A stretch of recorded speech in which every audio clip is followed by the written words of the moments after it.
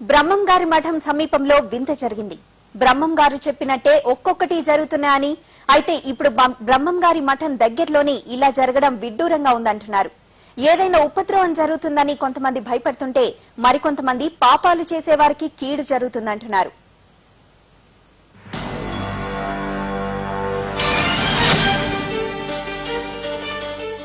హరి ఓం హరి గోవింద గోవింద నా వాక్ప్రభావం జ్ఞాన ప్రబోధమై కాలగతిని ఎరుక చేసేను శివ గోవింద గోవింద.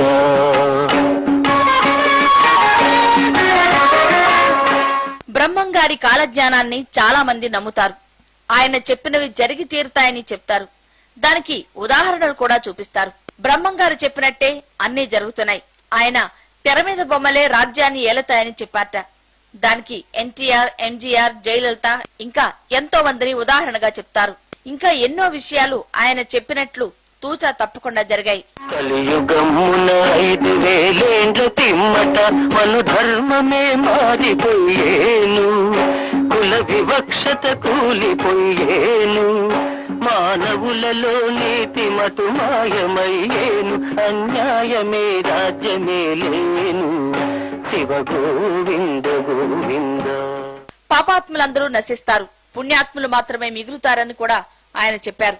ఆయన చెప్పారో లేదో తెలియదు కానీ ఓ వింత జరిగింది.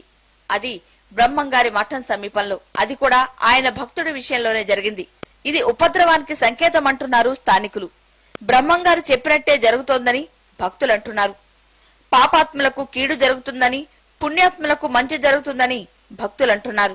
వర్తక వ్యాపారములు వేది వైశ్యులు నిజమన్న దాన్ని వదిలేసేరు, తలకు మాసిన పనులు చేసేరు, సంపాదనకు మరిగి స్వార్థతత్వం పెరిగి జనులలో చులకనైపోతారు శివ గోవింద గోవింద. 20 ఏళ్ల క్రితం బ్రహ్మంగారి మఠానికి వెంకటయ్య అనేవి సాధువు వచ్చాడు. బ్రహ్మంగారిని ఆరాధించి ఆయనకు స్థానికులు పక్కనే ఉన్న స్థలంలో ఓ ఆశ్రమాన్ని నిర్మించిచ్చారు. బ్రహ్మంగారి ఆరాధనోత్సవాలకు భక్తులకు అన్నదానం చేసేవాడు. అయితే 4 ఏళ్ల క్రితం వెంకటయ్య చనిపోయాడు. భక్తులు ఆయన భౌతిక కాయాన్ని ఆశ్రమంలోనే పూడ్చివేశారు. తర్వాత కొంతకాలానికి ఆశ్రమాన్ని మూసివేశారు. ఆ స్థలాన్ని వేరే వ్యక్తులకు అమ్మివేశారు. మళ్లీ ఇంటి నిర్మాణం కోసం తవ్వకాలు జరిపారు. అక్కడే వింత జరిగింది. ఆ వింత చూసిన స్థానికులు ఆశ్చర్యపోయారు. వెంకటయ్య మృతదేహం చెక్కు చెదరకుండా ఉంది. ఈ వింతను చూసేందుకు జనం తండోపతండాలుగా తరలి వస్తున్నారు. వెంకటయ్య పుణ్యాత్ముడు కాబట్టి భౌతిక కాయం చెక్కు చెదరకుండా ఉందని స్థానికులు అంటున్నారు. అయ్యా, నేను ఇక్కడ అనాథ వృద్ధులకు కానీ నారాయణ ఆశ్రమం కడుతున్నానని చెప్పి ఇక్కడ ఆశ్రమాన్ని స్థాపించినాడు. తర్వాత 3.5 సంవత్సరం క్రితం ఆయన చనిపోయినాడు. అప్పుడు ఇక్కడ ఆయన సమాధిలో ప్రతిష్ఠించినారు. తర్వాత ఈ 3.5 సంవత్సరాల తర్వాత నేను ఆయన అన్నను అంటూ ఒక గడ్డ మూసలు ఆయన ఇక్కడికి వచ్చాడు. ఆయన ఒక 8 నెలలుగా ఇక్కడ ఉంటున్నాడు. ఉంటూ ఉన్నట్టుండి ఇక్కడ 3 దళారులను కలుపుకొని, అంటే బ్రోకర్లను కలుపుకొని 27 లక్షలకు ఈ ప్లేట్ ని అందేసిన.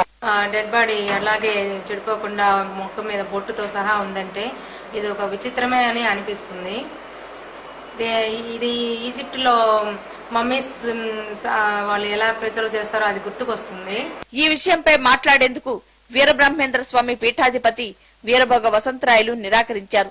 ఇంతకు యోగాభ్యాసం చేసే వాళ్ళకు అటువంటి శక్తి ఉందని చెప్పి ఉంది, పతంజలి యోగ సూత్రాల్లో కూడా ఉంది. 4 సంవత్సరాల కిందట చనిపోయిన అతను ఇప్పటికి కూడా అలాగే ఉండడం అంటే ఆశ్చర్యకరమే కదా. సమాధి చేసేటప్పుడు సుగంధ ద్రవ్యాలు, వనమూలికల్ని మృతదేహం చెక్కు చెదరకుండా ఉంటుందని వైద్యులు అంటున్నారు. వెంకటయ్య ద్వారా మానవాళికి బ్రహ్మంగారు ఏదో సందేశం పంపి ఉంటాడని భక్తులు నమ్ముతున్నారు. కర్షకులు వ్యవసాయ పద్ధతులు గిట్టక చట్టాల సందున నలిగేరు, పాలు నెయ్యి అమ్మి బ్రతికేరు, భూమి బుట్ట ఊడి పొట్ట చేత బట్టి పట్టణాలకు వలస పోయేరు శివ గోవింద